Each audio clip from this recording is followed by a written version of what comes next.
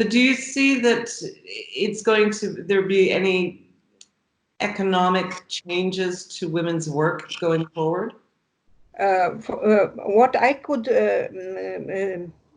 witness in Slovenia in times of COVID, I really have an insight in, for example, in what the mothers with small children did in the COVID times. In Slovenia, all women work full time. It's a very small percentage of women who work part time. A lot of women work in public services, especially in healthcare, in education, in childcare, in care for elderly, in retail, and so on. These women with small children who were at home because the childcare was closed down, the primary schools were closed down, they had to go to work. Those who, for example, the teachers, they had to do from day to night online schooling, take care of their children at home, doing this online schooling, communicate with the parents. I don't know, it was absolutely a nightmare. The burden of work on these women was 3 times as big as before. And it seems that it will stay like this without any real remuneration for this work. And I don't think that this is the way how the women can survive. In long term, it's unbearable. But at the same time, those women who cannot survive it, they will, the society all of a sudden expects from them to stay at home. But with one wage, where the family is used to 2 wages, they will fall down in poverty. Yeah. So we have a revival of the old-fashioned patterns and roles, economic roles of women in the society, but we don't have the system which is based on a single male earner of the family income. So I think that we have to do whatever is possible to prevent that the COVID would turn into a loss of economic independence of women. And we are very close to it. And it might become tougher in the future.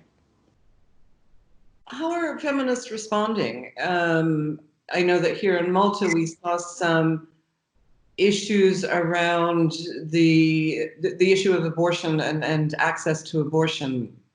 Malta is the only country in the EU where abortion is banned outright. And in non-COVID times, women with resources, with money, can get on an airplane and go somewhere to get an abortion. And now everyone has become equal, and money wouldn't help you because the airport is closed. So the issue of abortion and choice has actually become spoken about more in the last few weeks in Malta than any time that I've lived here over the last 5 years. So in one sense, it has started a very necessary conversation that cannot be stopped now. And I'm wondering if in other places you've heard of similar examples. Of course, what were the points which where women's rights were attacked in COVID times? The first right to be attacked was from medical reasons. The father could not be present at the birth of the child, which I think was a stupid thing to do. Because anyhow, the father and the mother, they live together, and but it was more to protect the people in the hospitals, not to get infected. And it was a big fight. And I as a member of the women's lobby in Slovenia, of the leadership, I was asked to give my opinion on this. And I said, I think that in order to protect the workers in the medical facilities, it's maybe better to sacrifice this right of the father for this short period of time. But now this right is back. It was never questioned as a right. It was just a question, is it a right measure to protect medical workers? It's over and nothing bad happened. But then there was a big question,